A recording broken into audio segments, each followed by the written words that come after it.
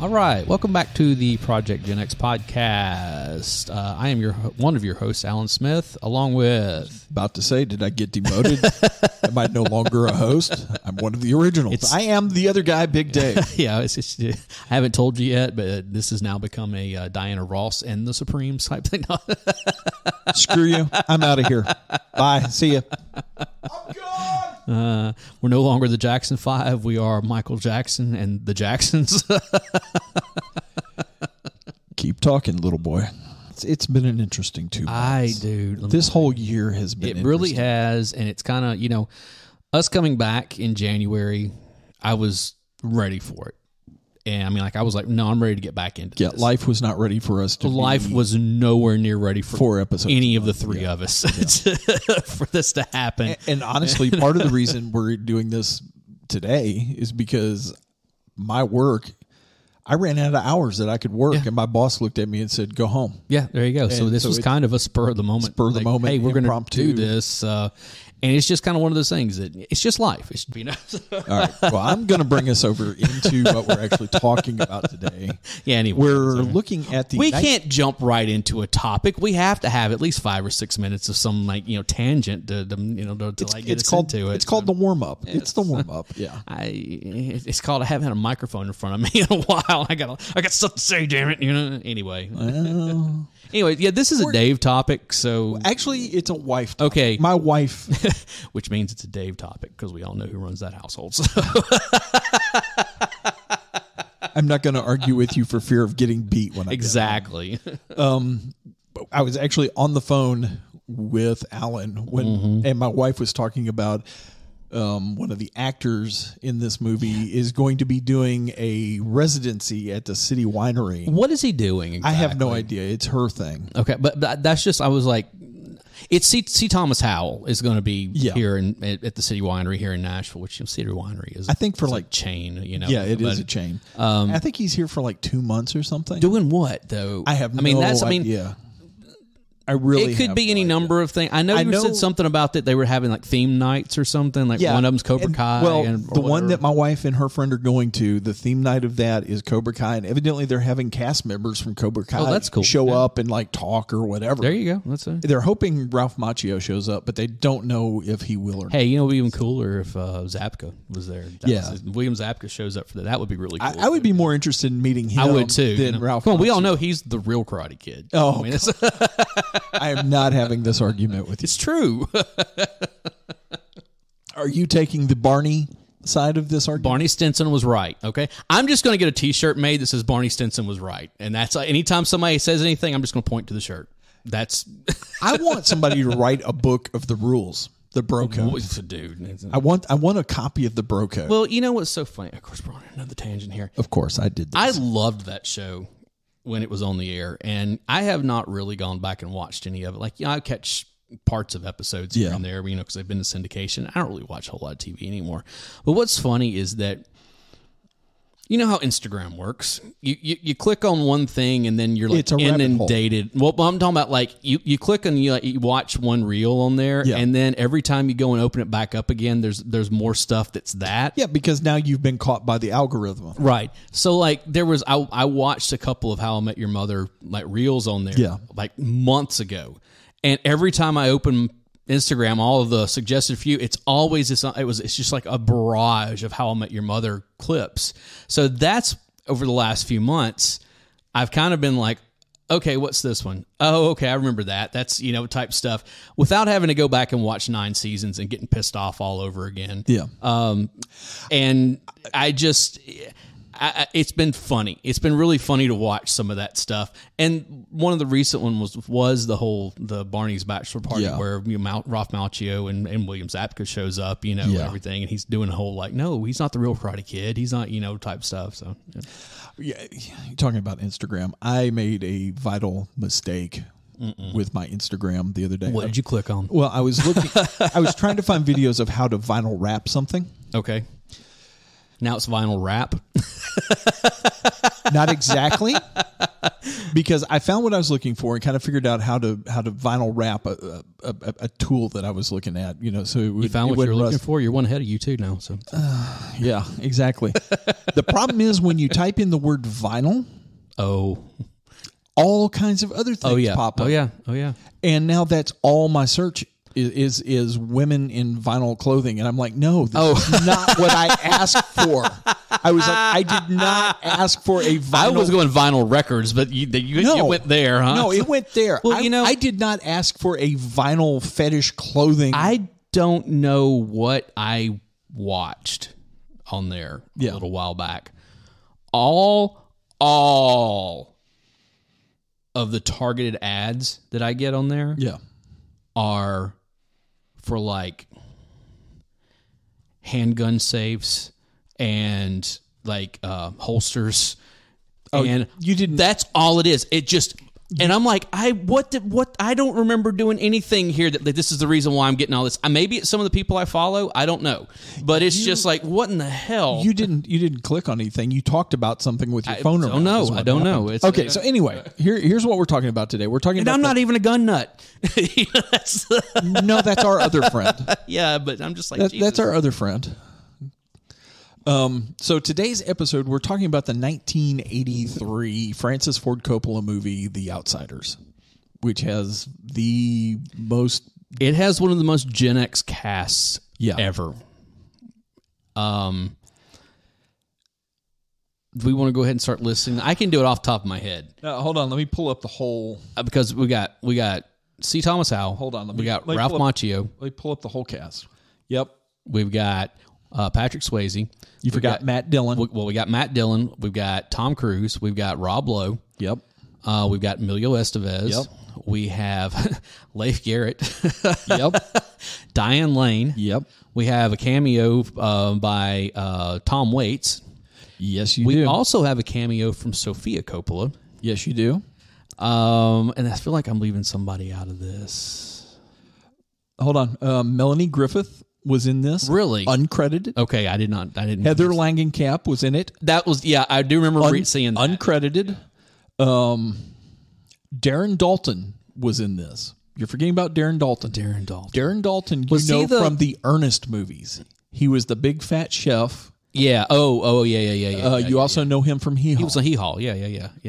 That's right. But I mean, also S.E. Hinton herself is in the movie. Who wrote the book? Right. Who wrote the book? And I saw her name in there. Do you know what character she played?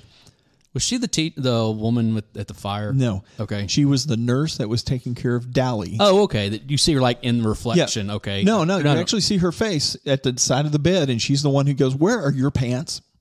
Oh, that one. Okay, I was thinking of the other. Okay, you're thinking. Okay. Yeah, that's her. Okay, that is right, S.E. Hinton. All right.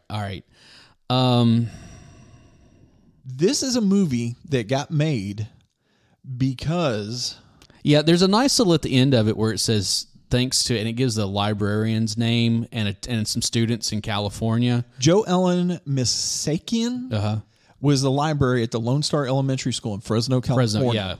And her 7th and 8th grade students had been reading The Outsiders, and they loved the movie so much that they started a petition to get Francis Ford Coppola to do the movie. Fair enough. And since the students had shown so much interest in doing this, that she went ahead and wrote a letter to Francis Ford Coppola and sent the petition with the letter. Right. And that's what got Francis Ford Coppola interested in. He'd never even read the book or heard of it until that happened.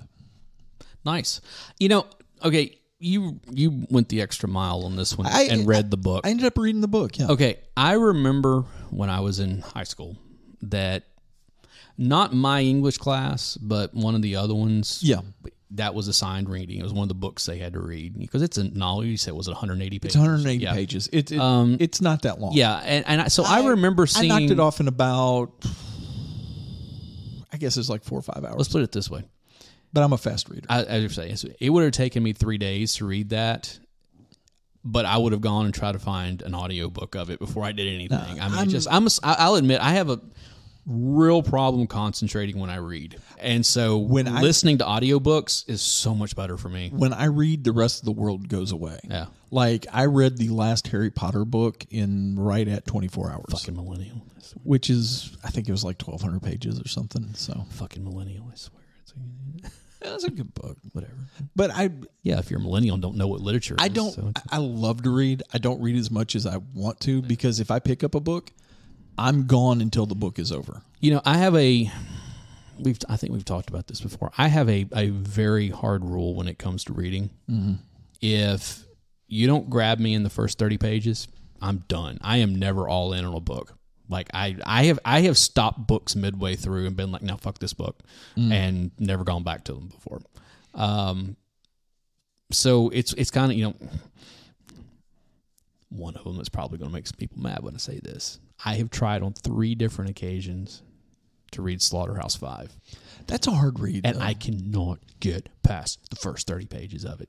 That's every time I'm just like, nope, forget this. Nope, I'm done. That's not an easy read. No. Well, hold on. And this is somebody who read Lolita. Okay, that's not an easy read whatsoever. Yeah, I mean, just the way with all the French and just, I mean, subject matter and all that kind of stuff. It is not an easy read, but I made it through that book and wound up loving the way it was written. Okay, let's just put it that way. I didn't necessarily like the content, but it was like the content. It's a good. The content it was is not great. Written amazingly. Okay, the content is sketchy as all hell.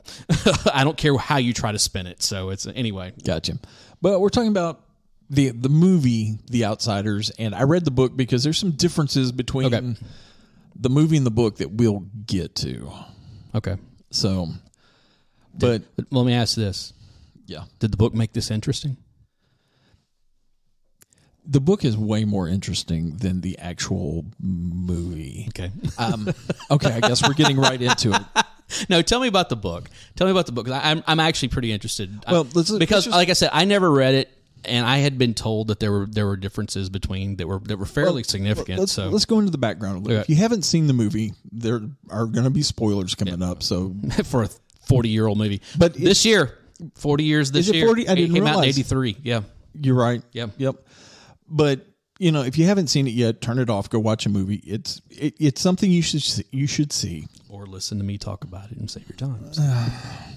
Actually, I do enjoy. Dave is like so just. No, I'm not. I knew it was going to be like this because it's Francis Ford Coppola. Yeah, well, you hate The Godfather, so. But I really like. We'll get into it in a minute. So. The movie. I'll admit, this movie could have been done better. I still that like is it. an understatement. Okay? I still like it.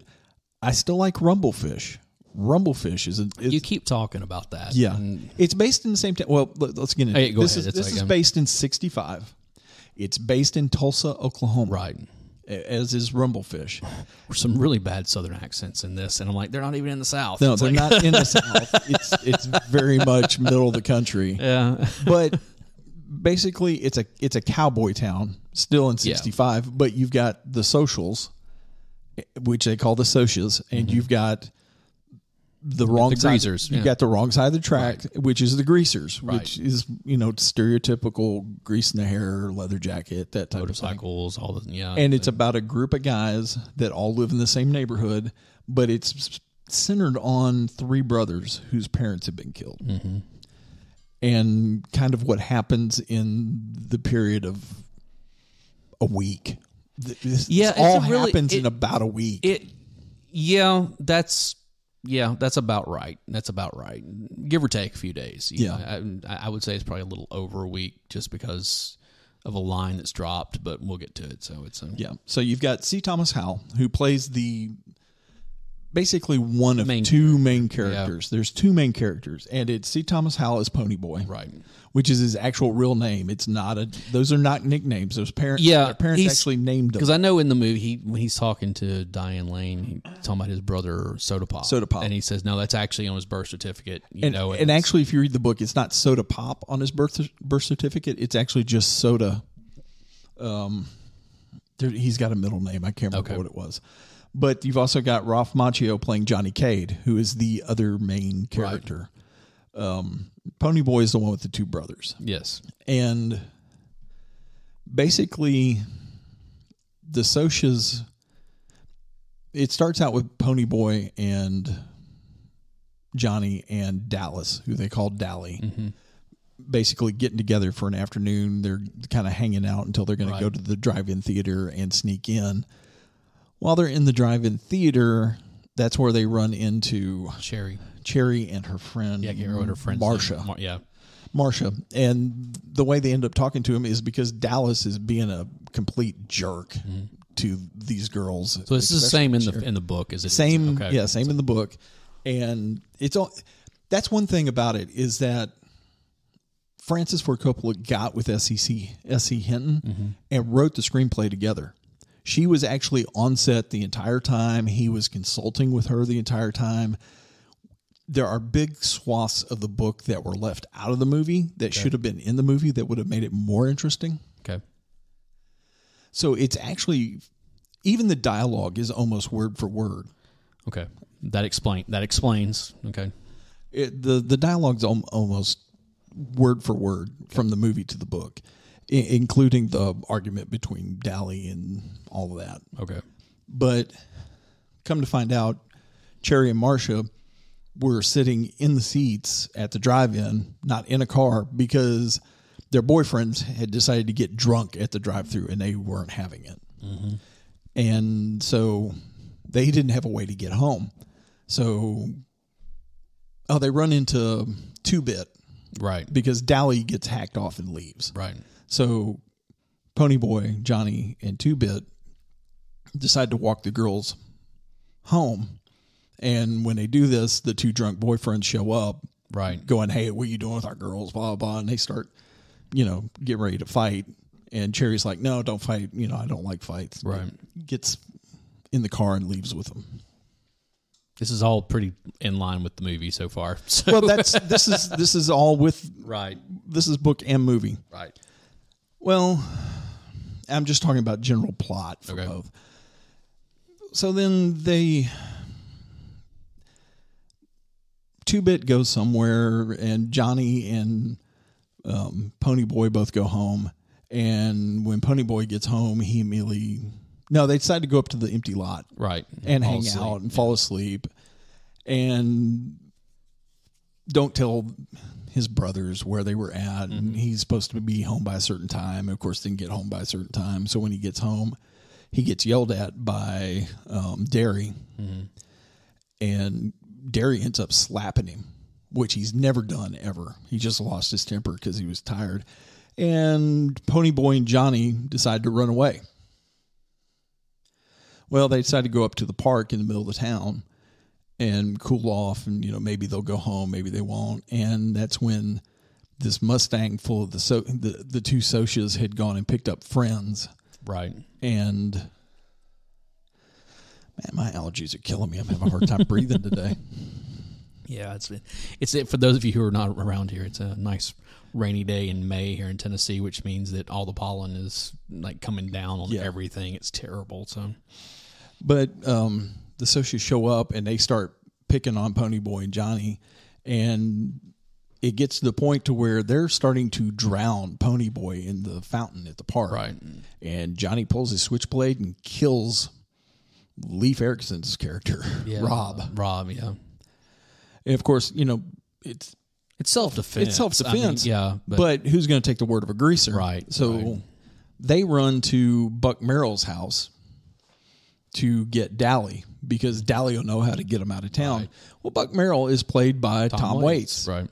And Dally gives him $50 and gives him a gun and tells him to go to the old abandoned church and hop this train to this town, go to the old abandoned church, first day while you're there, go get a week's worth of food, and then hole up in the back of the church where nobody can see you and wait it out until I can come get you. So there's a lot of sitting around and playing cards and reading Gone with the Wind. And which, talk about a slog of a book.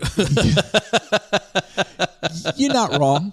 I've never read it myself. I've never had any want to. 500 pages or something like that. Yeah. I've never read Gone with the Wind. I've seen the movie many times, and I love the movie. But here's the thing. The movie, for being 4 hours long, leaves out probably, I don't know, half big the chunk book. of it. Yeah. I grew up in a house with my mom and 2 sisters, so Yeah. I've seen it I don't know how many times.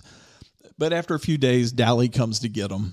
It's cooled off. He got hauled into the police station because the police know him, and he's told them they've run off to Texas. Right. So they're looking at Texas. Dally comes to pick him up. They go back into town. Which, here he drops a line about he thought that what was he said something about I thought being in New York or in New York City would be the reason why I wound up in jail. No, he was like that. and I thought it was hard catching a murder rap in, that's what New York. So which means he's not from there, which obviously because he's got a much different accent than everybody else. Well, they go over that in the book. Oh, see, it's just a line that's dropped, there of like, oh, okay, so he's not from here, so. Yeah, he actually spent time in New York on the hard side. Oh, I know, because he again a little later drops about, I don't want you guys going to jail. I've been there. I know what it makes you hard. So. And at the Dairy Queen, which is where we see Sophia Coppola show up and go, "Hey, which is funny. You got 15 cents." You see who she was credited as Domino. Domino, yeah. I was just like, okay, so. Well, probably Francis trying to protect his daughter or something. He should have protected his nephew. So. Do not pick on Nick Cage. Nick Coppola. Leave Nick Cage out of this. That guy's having the time of his life. Mm-hmm. Anyway, they get back. Which reminds me, have you seen the meme? Which the video meme from that movie he did where he plays himself. I've seen the one about when you're really. And it's like when they're in the car. It's when they're in the car. I've seen a crap ton of them. It's the one where they're in the car. Yeah. With him and Pedro Pascal, and he's got this just like blank look on his face. And he looks over, and Pascal is like like smiling real big. Yeah. And it's like, and for the coat for Coppola for Nick Cage is what it says. It says, "My girlfriend when I'm really into." In the background, they're playing "Roots" by Sepultura. It says, "My girlfriend when I'm really into metal," and it says "me," and it's like of course it's him, like the big smile, big stupid smile on his face. Yeah, I've seen several of those. Did you see that movie? No, you haven't. I'm You haven't seen it yet. to see that movie. I went to the theater and saw it. I've got to figure out where it's streaming at. It's. To say it's good would be a lie, but to say that it's enjoyable is the truth. So that is every Nick Cage movie ever. Yeah, they're not great, with the exception of Pig. Okay, you say so. That is a great movie. We sure that one wasn't directed by Coppola? So. No, because it was beautifully shot. We're going to get into that. It was beautifully shot. Yeah, it was beautifully shot. It's just a weird ass movie, and like, yeah, okay, whatever. So, anyway, go. Anyway, they get back. Oh no, they don't get back. After the Dairy Queen, they go back up to the old church, and it's on fire. I don't know why they went back up to the old church. Yeah, I guess to gather their belongings Could or whatever. be. And the church is on fire, like going completely up in blaze. Right. And somehow this school group has shown up out in the middle of nowhere, I guess for a school picnic or something. And the teacher, which is Randy, Yeah. played by the cook from all the Ernest movies. Right. And Hee Haw. Don't forget Hee Haw. That's the important one. Yeah, and Hee Haw. And he's like, "Oh no, all the children are right here." And another teacher comes running up. It's like, "There's a bunch of children missing." Right. What do you mean? Well, I can't. And all of a sudden, you hear kids start screaming in the church. Inside the church. And nobody's running to help. Yeah, Like none of the adults are running to help. Right. And Ponyboy and Johnny run over to the church and start kicking in windows and go into the burning building and they start rescuing kids and putting them out the windows and all that. And as they're getting the last of the kids out, Ponyboy is about to go back in, and Dally pulls him out of the building. Right. Just as he does, a major timber in the roof of the church building breaks and hits Johnny right in the center of the back, both breaking his back and burning him severely. Right. And they have to. Dally actually does go back into the church and to gets get him out. Right. But something happened. Ponyboy falls over from smoke exhaustion. He also was burned as well. Because remember, his jacket was on fire when Dally pulled it but it out. was a leather jacket, so it didn't really still get through. Believe me. Yeah. So. The next thing you know, he wakes up in an ambulance and he's freaking out. Mm-hmm. They're headed into town. He's like, "Where's Johnny?" They're in the ambulance behind us. Right. Don't worry, you're okay. Because he's now got the teacher, Randy, in the ambulance with him, riding to the hospital. And they have this thing. He's like, well, and Ponyboy's just like, well, I guess I'm caught. We're going to go to jail. And you start to find out how bad off Johnny is. Yeah. And, broke back, paralyzed, severely burned. Mm-hmm. And they're saying if he lives. Right. Oh, one thing we didn't know when Dally called up to him, he said that he had talked to Cherry, and she said she was willing to tell the police that it was self-defense, what had happened earlier and everything. So Johnny had decided they're going to go back and turn themselves in. That's why they were going back to get their stuff. And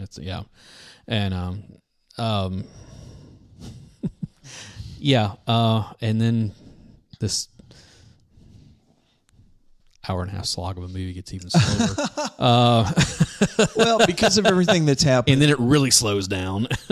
Because of everything that's happened, there's now going to be a rumble. The Socias are going to come to the Greaser side of town. They're going to have this big fight. Right. On Saturday. Saturday. They have rules, no weapons. It's just fists. Yeah. And it's... And they have the fight, and after the fight's over... Dally and Ponyboy are going to go up to the hospital and tell Johnny about it, and how they won the rumble. The Socias have to stay off of their side of town forever at this point. And when they get to the hospital, Johnny dies. Mm-hmm. He says a couple things to Dally. He says the key line that everybody gets wrong. Gold, boy. Everybody says, "Stay golden." Stay gold. It's stay gold. Right. Pony. It's not stay golden, Ponyboy. It's stay gold, Ponyboy. Right. And he dies. Mm-hmm. Which immediately sets Dally off. Mm-hmm. Dally pops, I don't know, a gasket or something, loses his mind, and runs out of the hospital. Ponyboy, not so much in the movie. Right. And finds his way back to his house where he tells all the rest of his crew what happened. And that Dally lost it and he's going to pop. And Dally pops. He goes and he robs a convenience store, and then calls with a not loaded gun. Yeah. He had a 1911 that he was using, but he didn't keep it loaded. It's a bluff. Right. It's enough to keep somebody off of you. Well, he did get shot. Well, when he's running out from a payphone. Well, no, when he. Oh, you're right. When he ran out, the grocer clerk shot him. The clerk shot him, and because you see that when he makes the phone call, when he moves, there's blood. Yeah. So and from a payphone, he calls Ponyboy's house and talks to Derry. He's like, "Hey, I robbed a grocery store. I took it all. And he can hear the police in the background. And Derry hangs up. It's like, we got to hide him. We got to go get him and hide him. And it's basically at the empty lot where they had the rumble that the police catch up with him, and the entire crew gets to watch him get gunned down because he's waving that empty 19. Right. He basically commits suicide by cop. Yeah, pretty much. And then they deal with the aftermath of that. And the movie ends basically the way it started, with a hand over paper going, "When I walked out of the movie theater, the dark movie theater, into the bright sun." Mm-hmm. Which is explained in the book, but not the movie. No. That was the thing that killed me with this. Is like, it starts off with this little, where he's writing something. Right. And at the end of it, he's writing again. He also picks up the book, the Gone with the Wind, and there's a note from Johnny. Right. Which again goes back to the Stay Gold Ponyboy thing. Talking about the poem that they talked about when they were at the church. About how it's like, about being a kid. And, hey, tell Dally this. Right. Because I don't think he knows. Right. Make him look at this. At the sunset. Yeah, because I don't think he knows. Right. And, of course, it's too late. Yeah. Well, the book actually starts with Ponyboy being at the theater and walking out of it, and he gets beat up by a couple of socias. Okay. The book actually starts with him getting beat up. He's the one that gets beat up. Johnny's already been beat up. Okay, I was going to ask if that was the same No. that they referenced about, and that's how he knows that Leif Garrett's character is the one that beat him because of the rings on his hand. Well, that's how the rings is how they know. Yeah. But at this point, at the beginning of the book, Johnny's already taken his beating. Okay. Which is why he's nervous from the very beginning. Right. That's already happened. So when he's not the greasers, it's bad enough between the socias and the greasers that greasers are not supposed to be walking by themselves. Okay. Because they'll get jumped by the socias, every time. So he notices a car starting to follow him, and he gets jumped by, I think it's 3 or 4 of them. And they're beaten. He's almost home by the time they catch up with him. And he's getting beat up pretty badly and is afraid he's about to get beat up like Johnny was. But he had been yelling for his crew, and his crew heard him and came and rescued him. Okay. Right. It's close enough to home. So, yeah. So that's where that starts. What's frustrating for me is that towards the end of the book, after the rumble, all of that happens pretty much the way it happens. But when Ponyboy gets home, he's in complete denial that Johnny's died. Okay. Johnny's not dead. Johnny's not dead. Johnny's not dead. Well, in that rumble, he had gotten kicked in the head and had a concussion. Okay. And after he told the rest of the crew what had happened, he passed out and ended up getting extremely sick from the concussion and spent 3 days in the hospital. And had his memory scrambled because Johnny was still alive and he was the one that killed the Soch. Okay. And that's what he was telling everybody. Even to the point to where they're getting ready to go to court because he was going to have to go to court. Not Randy. Yeah, Randy, the other Soch that was with Rob, was going to have to go to court. Randy was the one that he talked to got in the car and talked to at the Tasty Freeze. A weird scene just in general of because they didn't really talk about anything. That was the whole the conversation. I can see, especially with everything that had happened, with right, with whatever the other one the one that got killed, and then Rob, and then Johnny being in the hospital. Yeah. I can see that conversation happening of this is fucked up, But for whatever reason in the script. And the way that scene in the book, is, it's better. I was like, what was the point of this? I mean, this was other than the fact of it was kind of like we're trying to show that they're not that far apart. No matter what social they're running. And that's something he said. That's a running theme in the book is that even while in the movie, while there's differences between the two are actually not that far apart from where they're at. Even the scene right at the Rumble when the Sochas walk up and. Derry is talking to the one guy who's obviously older than I think everybody. It was Frank or something. And he's like, hey, Derry, long time, and they're like, oh, they played football together. Well, what they talk about in the book is that Derry was actually the captain of the football team when he played and could have gone to college on a college scholarship, but because the parents died, he had to stay at home and work. But it's just the way that's part of why he was hard because he... Oh, I get that, but it was just a weird why are they? I mean, these guys obviously don't seem to have that much animosity towards each other. So why are they even here to fight? I mean, it was about backing the crew. I get that, but it was just a weird exchange between the two where it was like, okay, and then the two of them wind up fighting. I mean, it's like it's like everybody kind of pairs off for their fights and stuff. I got to say this about that scene. Yeah. Everybody in that scene needs to go watch some wrestling and learn how to throw a worked punch, because I'm telling you, dude, there are miles between fists and faces and everything. This doesn't even look convincing whatsoever. But you got to remember, all of these actors are legitimately I know, but it was just young. I know, but it was still kind of one of those, like, I was sitting there watching, like, dude, man, this is the joke everybody makes about wrestling of, like, oh, you almost hit me, you came within 3 feet of my face, and it's like, no. Yeah. But in the book, Ponyboy has a major concussion. Yeah. His wiring gets crossed. He doesn't know, what really happened. They get to court, and all 3 socias testify, okay, it was our fault, we did this, Cherry. And then they won't even, there's a doctor there that actually talks to the judge beforehand about the head injury that Ponyboy's, and he's not. And so the judge won't even let Ponyboy talk at the thing. He's like, self-defense, it's out. It's done. It's done.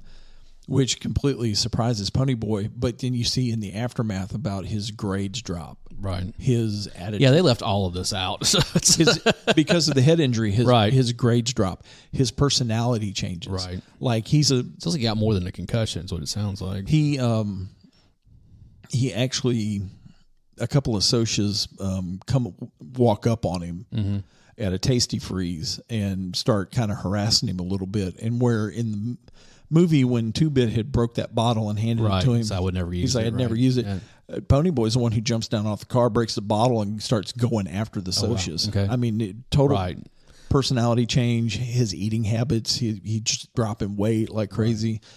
And his English teacher, like he'd be a decent math student, but now his grades were in the tank. He was big time into English, and his English grades had dropped way off.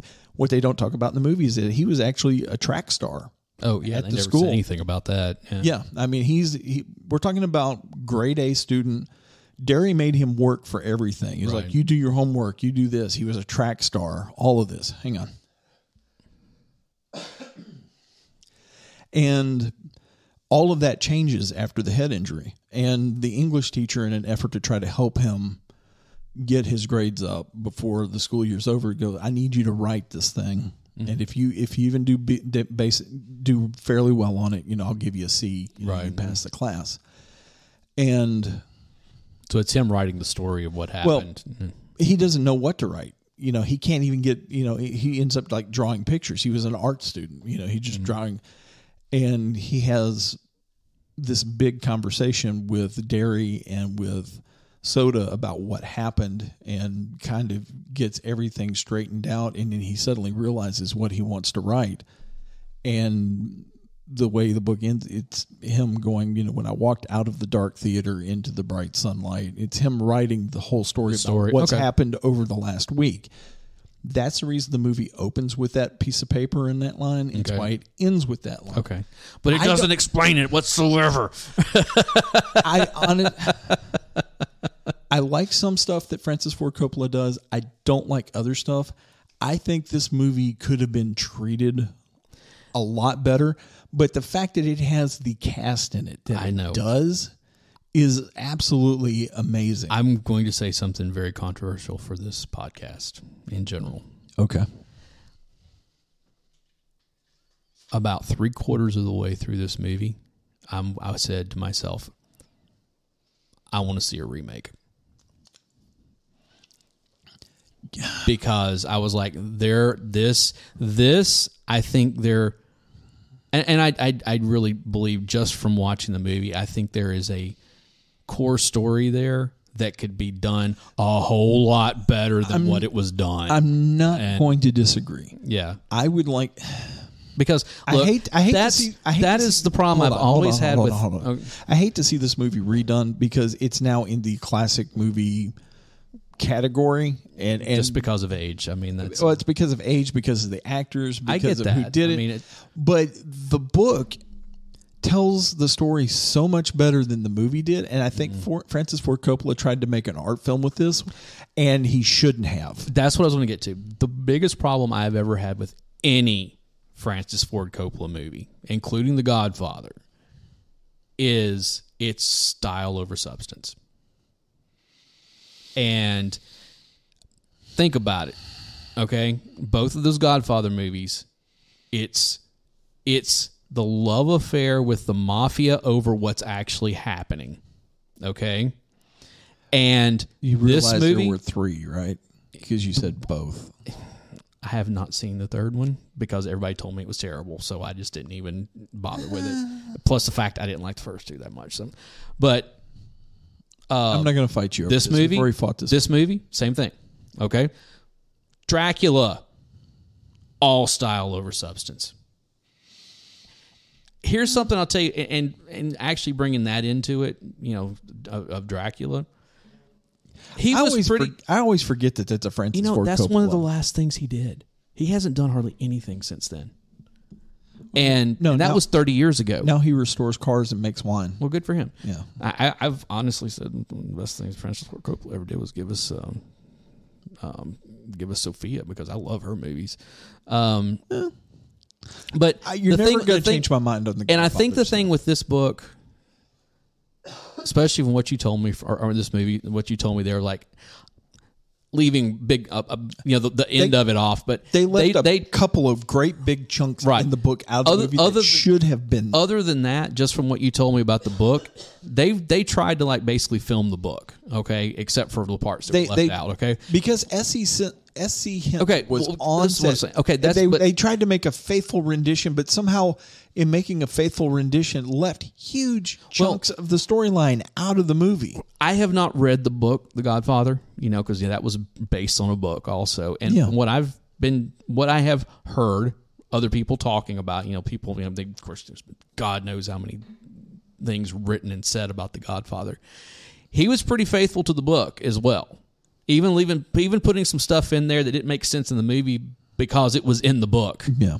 This was kind of like that, and Dracula was kind of like that. If you've ever read the book Dracula, this was not him remaking the Universal Monsters Dracula. This was him making Bram Stoker. That's why it's called Bram Stoker's Dracula, because it's the whole thing of him walking around during the daytime, this and that, blah, blah. It's all the stuff that you don't think about at all about with anything prior to that Dracula related. Which, good for him trying to be faithful. I get that. This movie also, look, I didn't hate this movie. Okay, again, I think that in a different director's hands, it would have been a better movie. And wouldn't have, like I said, it's only an hour and a half long. Literally, it was an hour and 31 minutes. Yeah. Okay. It felt like I sat there for 3 hours because it was a slog. Okay. Especially all the stuff when they were at the church. Do you know why the church burned? No, but they don't even really address it. They did in the movie. Yeah. During the week that they spend there, okay, it shows them, they're playing cards and and they're sitting around, they're smoking and that kind of stuff. Yeah. Ponyboy drops a line to Johnny because he drops a cigarette or something. I didn't think they addressed it. And he says, "Hey, watch that because you'll set this whole place on fire if you don't watch the cigarettes." Well, in the book, when they get there and the church is on fire, one of them goes, "Oh, one of our cigarettes must have started the fire." But they dropped that line. I caught that during that montage in the middle, which again, that montage was just like, "Oh my God, I'm going to get through this, please." And here's the thing. There were conversations in the book that could have happened in that section that would have helped the storyline. This movie also is... I have many times hinted at wanting to do an episode about what the 80s did, about taking good actors or musicians or whatever and just really, man, that Stevie Wonder song. Well, it wasn't a Stevie Wonder song. I don't care. Stevie Wonder performs it. But here's the deal. What it is that was Francis Ford Coppola's brother or cousin or something. Right, well, he wrote the music for it, and I have no doubt that he wrote the music for it, and then they took it to Stevie Wonder and went, "Hey, could you write some lyrics for this?" Let's put it this way. "Hey, oh, great. Could you perform this for the movie, please?" There are certain things you're not supposed to say these days because it will get you canceled. Uh-oh. This is all I'm going to say about this song. First off, Alan's views do not necessarily agree or are part of my own, so leave me out of this. That song drinks Bud Light. So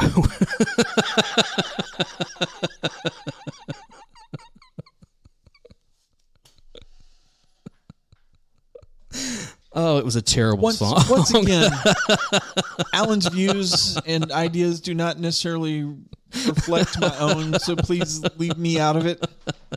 That was terrible. That song goes in that whole what the 80s did to good artists. I mean, that and I know, you saying that wasn't a song that Stevie wrote. Okay, I'll give him. He wrote the lyrics. I'll give him a little bit of a pat, but that was a terrible song. If you actually look in the credits, terrible. If you look in the credits, he wrote the lyrics for it. But okay, what's his? Oh, I'm going to look it up now because that's going to bother me. But yeah, that I just and let's talk about the acting for a couple people here. Okay, Ralph Macchio got a lot better later. Carmine Coppola was the one who wrote. Oh, that's right. I did see that. I did see that Coppola was on there. Yeah, Carmine Coppola wrote the music. Stevie Wonder wrote the lyrics, which I'm sure came way after the music was written. Sure. And then performed. Yeah. Ralph Macchio got better later. He's not good in this. Diane Lane got much better later. Now, I remember a few years ago rewatching Six Pack, probably 15 years ago. Again, around the same time, she's young, around the same age, that kind of stuff. Yeah. Again, Diane Lane got a lot better when she got older. Not very good here. There are several. There are several quote unquote actors in this movie that are like, wow, you're just saying lines. You're not really acting. This is and of course, sometimes going back and watching movies from decades past, it's a choice. It's a style. It's the way they did things. It probably had something to do with directing or told to do it this way or whatever. But it's just kind of one of those things where it's like, oh my goodness, the acting. There's some really bad acting in this. That's one thing that I forgot to bring up when Ponyboy wakes up from having been half drowned in the theater. In the movie, Ralph Macchio's character is sitting there and he's like shaking and like freaking out. Right. And in the book, that is not the way that happened. Johnny has gone cold. Okay. He's gone from being the frightened little, 16-year-old. 16-year-old to, screw that guy. He was about to kill you and I killed him. And, that's just the way it is. And he went. It's still a lot for a 16-year-old. Yeah. A lot for a 50-year-old to have to put up with, to have to deal with. But for a 16-year-old especially, it's man, But he was not. Ralph Macchio did not portray that right. Right. No, I mean, he was doing the whole freak out thing. Which is funny to think that this was 83 and the next year was The Karate Kid. Yeah. Just it's daylight and dark. Yeah, and it really is. And also one of those things where you like, wow, he was like, what, 26 whenever they made this movie or something. And the thing is, he's the older of the two boys because Ponyboy's 14. I know. But in the movie, he's doing the whole shaking, freaking out. Oh, I shouldn't have done that. Oh, I'm in trouble. Blah, blah, blah. Right. No, in the book, he was like, no, he was going to kill you. So I killed him first. Screw that guy. And I'll say this too. I don't know. Have you seen Matt Dillon lately? Not lately. He's finally started to show his age, but I was watching that movie going like, okay, this movie came out in 83. Matt Dillon looked exactly like that for the next 25 years. Like he didn't age for the longest time. You look at him there and you look at him at like Entourage. No, that's Kevin Dillon. Oh, you're right. No, you look at him in There's Something About Mary, or You Mean Dupree, or one of those movies, Wild Things, one of those movies, late 90s, early 2000s. It's like, no, he did, other than the hair, nothing changed about him between the two. It was just must have been hanging out with Dick Clark. I don't know, but then, like, of course, he's almost 60 now. So actually. Yeah, he's almost 60 now because I was looking up how old, because I think he was like 20 when they made this movie or something like that. It's like even like Patrick Swayze was 20. No, I think he was actually 30 when they made this movie. Yeah. Something like that. Because I think he was born like 52 or something. Because I was looking up all their ages, like at the time, when there was like, okay, how old they were when this movie came out, blah, blah, blah. Well, Derry but you also have to think that was also a year prior, so they were actually all a year younger than that. Yeah, and Derry was supposed to have been 20, 21 at the time. Yeah. But yeah, everybody was outside of Swayze, of the main cast, was like in their early 20s somewhere, and except for Macchio, who was in his mid 20s. So. Funny, he played one of the younger kids, and he was one of the oldest ones in the crew. Yeah. And what was funny is that S.E. Hinton, she was hanging out with all of those guys. She became the de facto den mother for that whole group of guys. She's like, and there's actually in the book I was reading, she did a foreword talking about the book and the movie and all that, and she basically refers to them as her boys. They're all big, movie stars now. Yeah, but she's like they'll always and be it is. our boys. That is you look at, Swayze had been in a couple of things prior to that, like. He was in. I think he was on. It was Red Dawn. No, that was after. Was that after? After that was in '84. You're right. Yeah, you're right. He had been in a few things. Okay, but it was. This was probably the most high profile thing he had done to that point. I think actually, what the most high profile thing he did prior to that was the North and South. Oh, I forgot about. Yeah, because he was in there. But yeah, it was just kind of one of those like, okay, Rob Lowe hadn't done anything yet. Tom Cruise had not done anything to this point. I mean, that was like, I think he had been in Taps at that point and just a couple of little small roles here and there.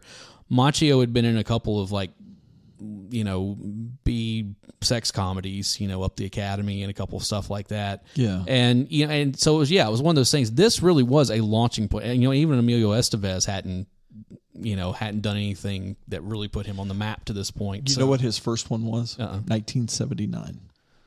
Skate Town, USA. Who was that? Macchio? No, Swayze. Oh, Swayze. Okay. I know he was in a. He did TV movie with. He was in MASH. Yeah. Yep. Episode 1 in 1981. Well, what episode, right? He was the soldier that was dying. He was Private Gary. Where was it? He was. Look, you remember the episode where there's a clock going? Yeah. Because they're basically they have to get I think it was an aorta or something like that. Yeah. Into and they only had so much time, and there was another soldier there that was on the verge of death. Yeah. That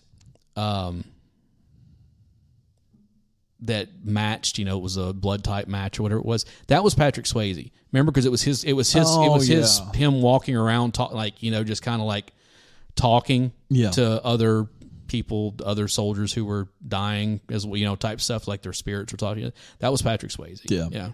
And he played Private Gary Sturgis. Okay. So yeah. Let's see here. He was also he was a dancer uncredited in Toto's music video for Rosanna. Okay, well, there you go. He was in a television movie with Jeannie, what's her name? Called The Renegades.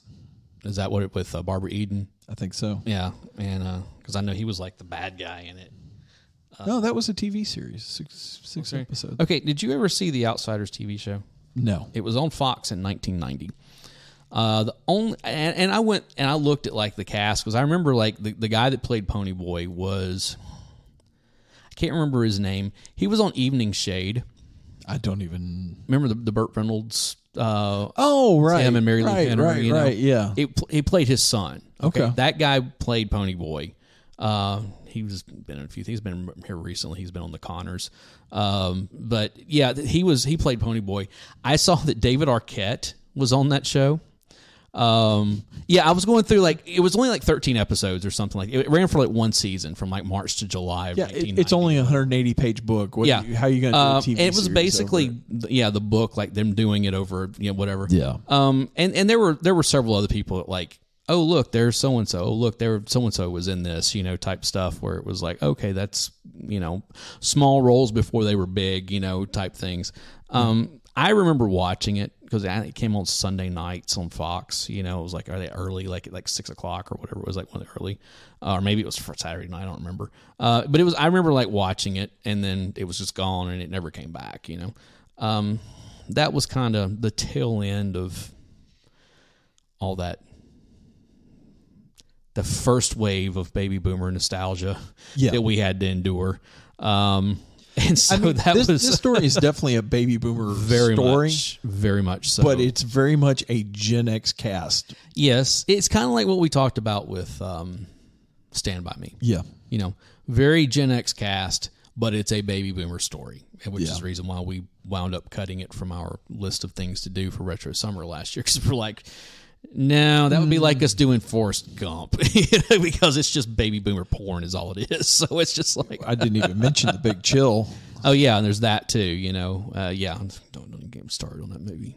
Fuck Kevin Kline. Move along, move along. But yeah, that I did not hate this movie. Okay. I will not go back and rewatch this. So, I've seen it once, and that was I had told you I couldn't remember if I had actually seen the movie all the way through. Sure.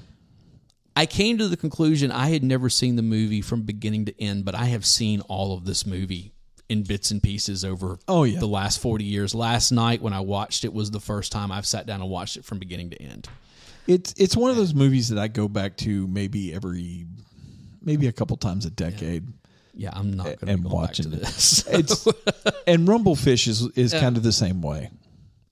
But honestly, I guess Rumblefish is your Reno Williams or Remo Williams and whatever that Barry's always wanting to do. So. No, not necessarily. The thing that drew me into Rumblefish the first time I saw it was on A&E. Okay, it was late night in high school. I remember the movie. It's Mickey Rourke. I know it's a. Matt Dillon's in that one also. Okay, it's also it's also set in the same timeline. It's also set in Tulsa. Mm-hmm. The cool thing about Rumblefish is that it's all in black and white. Okay. Except they deal with, you know what I'm talking about when I say beta fish or the fighting fish? I got a beta fish right there. So Xander's got one. So the only thing that's in color in the entire movie is when they're dealing with the fighting beta fish. Okay. And it's this whole black and white film, but all of a sudden you've got this big splash of color. So it's somebody trying to be artsy. It's an art film. I'm not even going to lie about it, but it's just kind of a cool, watch it once, just say you have. And for those of you listening at home, art film is code for pretentious. So not necessarily. Thank you very much. Jerk face. which is code for you're right and I don't want to admit it. No, that is not what I'm saying at all. I guess I'm just a little bit more cultured than you are. Okay. No, I'm saying we need to go back to the Bud Light thing again. So I don't know why I bother with it. Anyway, read the book. It's only about 180 pages long. It will fill you in on all the stuff that should have been in the movie. And go watch this movie at least once. It's on HBO Max or whatever the hell it's on HBO Max. It's only an hour and a half long. It is. I mean, it's a movie you should have seen. They probably should have shown it to you in one of your classes in high school for like a literary thing or something. That's one of the places that I ended up seeing it. Was one of my literary teachers showed it to us in class when we were talking about the book. My mom liked that movie. I remember her watching it. Your mom has good taste.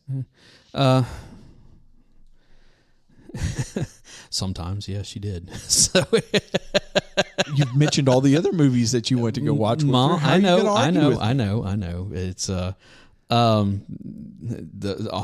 of the movies that she really loved though were just like, wow, we're not even talking B tier stuff. We're talking like C and D tier. There's nothing wrong with those either. I know, and if they're as long as they're fun, like I said, as long as it's fun. Like I said about that. What is the name of that movie? Something about the. Hold on, I'm gonna something look it up. Crushing weight of immense talent or something like that. Yeah, it's not a good movie, but it's worth watching. I mean, it's a lot of fun. I mean, it's got its moments where you're just like, oh wow, that is okay. But as a movie, it's just really not that good. That title's gonna bother me. Yeah, it's something about. Something increasing weight and talent and whatever. The unbearable weight of massive talent. There it is. So yeah, I knew it was something like that. Yeah, it's the Nick Cage movie. So I so want to see this. I gotta figure out where it's streaming. Yeah, look on Just Watch. It'll tell you. So, or actually, IMDb will tell you where it's streaming. The easiest thing I've found is I pick up my Roku remote and I hit that microphone button. and I just say the name of the title, and it lists off all the places I can get it. I love my Roku. So you like for the government to listen on you? No, I've actually got it turned off to where it only listens when I'm. Yeah, they're listening. Say that microphone's never off. Yeah, they're listening. It's not like my. It's kind of like earlier today. I was sitting listening to music and had my phone sitting there. I was like, I wonder if the FBI's are liking that I'm listening to this music today. It's just like. It's not like my phone wasn't sitting another foot away from me. I know they're exactly. listening there. So the only time the FBI can't get to me is when I go hunting up in the Cherokee National Forest. They know. No, because I leave my car or I leave my phone in the car. Doesn't matter. They know. Anyway, before we get into that, that's a leave it alone. That's a move along. Yeah, nothing to see here. Move along. These are not the droids you were looking for. We're walking and we're walking. So anyway, yeah. So we talked about The Outsiders, and Ellen was not happy about this. It is what it is. If you don't like it, you can blame my wife. We've covered worse stuff on here, so that's just let's not go back to the baseball episode. I enjoyed that episode personally, but I've also seen a lot of baseball movies. So, and I know you've seen like 2, so or 3, I think it was that you said. Maybe you had 2 or 3. You had The Sandlot, Field of Dreams, and Major League. Yeah, and I think that was it. Yeah, and that was my 3. And Barry and I had like all the rest of them. Yeah, I really enjoyed that episode. That was so much fun for me. Well, apparently the listeners liked it about as much as you did as well. See, I am always right. Thank you, listeners, for backing me up on that one. But apparently they liked that episode more than they liked our Fight Club episode twice. Wow. So I even went back and spent 3 hours editing that fucking thing to get it to it was completely remixed. So yeah, I did not appreciate one of those drops. Thanks a lot for that, jerk. So anyways, all right, I guess we're done. Yeah, we're done. We'll be back soon with something else. I don't know. So thanks for listening. Make sure and go check out all of our social media. Hey guys, something that we haven't done on here a lot, here we go. that we probably have been delinquent in doing a little bit is, go and, if you would, and whatever podcatcher you use, and rate us, give us a rating and subscribe. I watch the numbers come in on our analytics on a daily basis. And it's funny how I know for me, I listen to a lot of podcasts and I just subscribe to everything. So whenever a new one drops, it just goes right straight into my, the feed goes right straight into my I do the same app, that kind of stuff. And it seems like a good chunk of our listeners aren't subscribed, but they're downloading it and listening to it or whatever, but they're not subscribed, which means it doesn't go up the first, which is not that big a deal. It's just kind of one of those I'm often amazed at how our episode we just did recently about televisions, VCRs and cable television. Sure. Is now in the top 5 of our all-time downloads. Nice. It's done really well, and in a very short amount of time. I can look at everything else that's in that, and most of them got there over many months. We're talking just a few weeks. Yeah, this one jumped up there. Apparently, you guys really enjoyed that one, and we enjoyed doing it. That's a lot of fun. Yeah, it's but it's been funny to watch that how we got this big right on the very front of it. And then it's just been very steady for the weeks after that of wow, this just keeps going and going and going. And thank you so much. And we're saying that. Thank you. But it's funny how I can watch this, or I can watch those analytics on a normal, an episode that doesn't catch like that. Yeah. Where we'll have a moderate amount of listens on the first day, and then it's steady again, but it's a much lower rate of steady than what that gets to where it's hey, we'll get to however many downloads we get to, but it usually takes a long time for us to get there. And it seems like we'll have these little spikes where it's the first day we'll have, a certain amount. And then 2 or 3 days later, we'll have another kind of a lower spike, but kind of but bigger than what we had in between. Yeah. And it's just kind of one of those things. The only thing I've been able to come up with is I think it's just basically what I'm saying is if you subscribe, you don't have to go look for it. It's like, oh, let's go see if there's a new episode. It will just be there. Okay, so I'm going to simplify this in a less rambling way.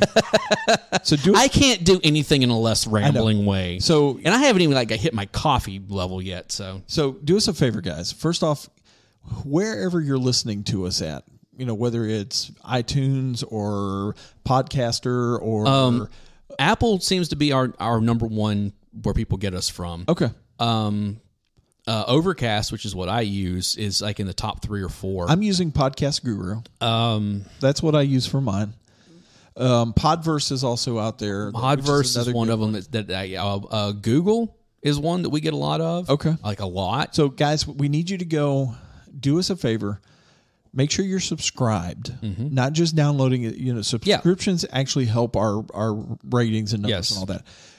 Ratings help us tremendously. Ratings help us more than anything. So if you could go over and, give us some kind of a rating. Right. If you're really super awesome, do us a little review too. Yes, reviews would be awesome. We'd love to be able to hear what you think about the show. And again, you guys, I know, listen to a podcast enough to where people are constantly shilling for this stuff, and we usually don't. Probably to our own detriment, but we're kind of asking this. Like, hey, in spite of us, could you help us out? Let me rephrase that. In spite of Alan, could you help us out? Yeah. I mean, we don't try to bother you with this because nobody likes bothering you with this, but it really would help us out. And we thank you so much in advance for doing that for us. You saying that reminded me because for whatever reason, I'm going to close out on this story. For whatever before reason. You do, okay. Don't forget our socials. Yes. Instagram. Facebook. We're not really doing anything over there. Forget Facebook. I'm probably going to delete the page. Is anybody even on Facebook anymore? Not really. But I'm not at Instagram, all. So. Come join us over on Discord. Discord's the best place to join us. It's the best place to come. We got a great community. I know a lot of you that are listening right now are over there. Oh, and we just got a couple of new subscriptions over in that recently. Yeah, welcome to the page. Absolutely, and it is. There's a lot of madness. It's been a little quiet here lately because, life. We've all kind of been happened, and we apologize for not being there. Yeah, don't worry. There will be an uptick as the summer rolls in. So and Miss O just posted a bunch of new stuff over there. I love posts that she puts. Her on stuff is her Halloween stuff, especially. Is How so did she good. find this stuff? I don't know. That's some of it has turned. I have downloaded some of it and turned it into my computer desktop. I know. Backgrounds. Every time that I see that she puts a dump of stuff over there, I'm like, okay, I got to go and look at every single one of these. Yes, so yes, absolutely. And it's not leaving out the rest of the guys. Oh, no, thanks everybody for being there. If we started naming them, it would take too long. But go just and check know that out. We thank you for being there. We appreciate you guys. My little anecdote I was going to leave out. Leave it on this one right. For whatever reason. Okay, so back during the lockdowns. Okay, one of the Facebook communities I was in at the time was doing some kind of stupid contest, that they did every year, where it was Mr. or Ms., whatever it was, and I was always like, okay, yeah, blah, blah, blah. So that year I was like, screw it, I'm getting in on this, and of course they were always having all the little hey, post stuff here and that kind of stuff. So I started to write a song because without getting too deep into it, that that group was really far one way politically. Okay. And I'm not. You're very much in the middle. And an equal opportunity But offender. Again, one of those being in the middle, the people that are on one side think that I belong to the other side, and the people on that side believe I belong to the other side, and I don't care about either of them. You're an equal opportunity offender. I will equally go after everybody. So I started writing this song, and I never finished it, but for whatever reason... You finished it? I haven't finished it, but it's been running through my head, and I'm like, I think I need to finish this song. Because it was kind of going to be a comedy thing, And I was using a phrase that I don't think gets used as much now. It was kind of trendy at the time. It's one of them that I don't really, I hate. But the phrase thirst trap? I do. Okay, I hate that. But... there were a lot of much younger people in this than me, a lot of millennials and stuff. I'm like, all right, fine, I'll use your vernacular. So I started writing this song. did you get yeeted out of the group? Called Problematic Thirst Trap. And that's the whole thing of it, was like, I'm your favorite fantasy, your problematic thirst trap, the one that you don't tell your friends about. Yeah. Yeah. And I was like, and for whatever reason, I wrote like a verse of it, and then like a chorus, which that was the end of the chorus, and all this kind of stuff. But it was like, okay, this could be really funny, and I could write 2 versions of it. One for one side of the aisle and one for the other, of like, okay. So maybe if I get the gumption to do it, I might put pen to paper and finish up both sides of it, and maybe post the final product. Maybe you should do it as a duet. Could be. Yeah, actually, you know what? That would be great. Because, see, I could play the conservative thirst trap, and that the women are like, oh, I hate that I like this guy so much because of his political views. And then I could get a woman to play the one for the conservatives who are like, oh, God, I hate to hear her talk. Liberals. Or, well, but she would be the liberal, where it's a, yeah. Oh, where the conservatives are like, oh, I hate that she, all this blah, blah, blah, but damn, she looks good. So it's.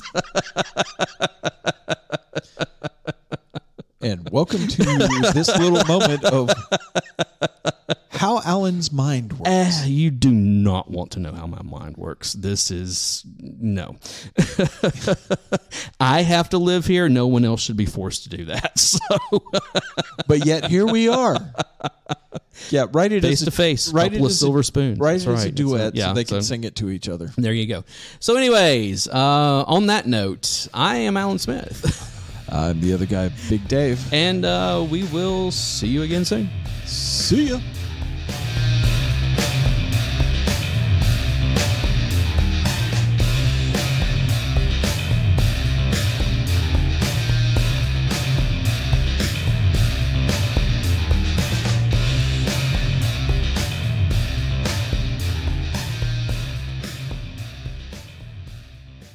If it's just like that's all it is. See her graduate. I know that's not possible. She turned 18 a couple months ago. That was no. Yeah, I know. Don't I know. Do that to me. I know. She was 5 years old when I met her mom. And that was.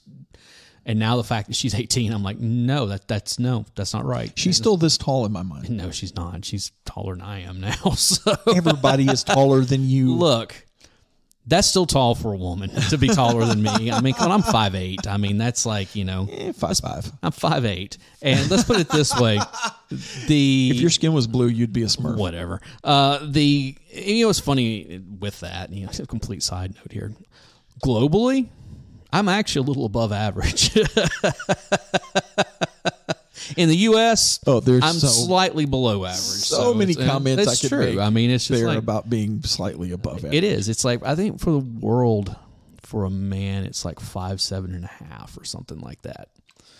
And are you calling me a giant? Is that what you're doing? Well, you're what, 6'2"? Is 6'2". that right? Yeah, you do realize that 6'2", 330 pounds. If you are above 6 foot tall, actually, if you're above 5'11", that you are in every inch that gets put on that, you get into an even smaller percentage of the population. Like, I mean, we're talking like single digit. And so once you hit 6'2", we're talking like 6% of the male populace. As a kid, I used to try to hang from the monkey bars to stretch myself out. Yeah. Because I wanted to be 6'6" or better, so I could play basketball at Kentucky. It's kind of one of those things for me. Kind of the same thing with my hairline. Of one day you don't have a hairline. I know, that's what I'm saying. One day I was a teenager and had a full head of hair, and I was at a family reunion and got to looking around at all the men in my family. I'm like, well, I know. Yeah, exactly. It's like, I see my future here. And then, the thing is that my immediate family, my dad's shorter than I am. My mom, of course, was shorter than him. And then like my grandfather on my mom's side was only like 5'3". Now, the thing about it is that everybody else in our family is like 6 foot and above. Oh, so your family was the recessive gene. Dude, I swear it's been one of those things where it's like, I've often said that. It's like you line up all of us cousins for the most part, especially the ones in my generation, and it's like looking at a skyline, you see all these like big skyscrapers, and all of a sudden there's this dip down, and it's back up into the rest of them again. It's just like, how did I get so lucky to get all of this crap? All right. Well, I'm going to bring us over into what we're actually talking about today. Yeah. Anyway, we're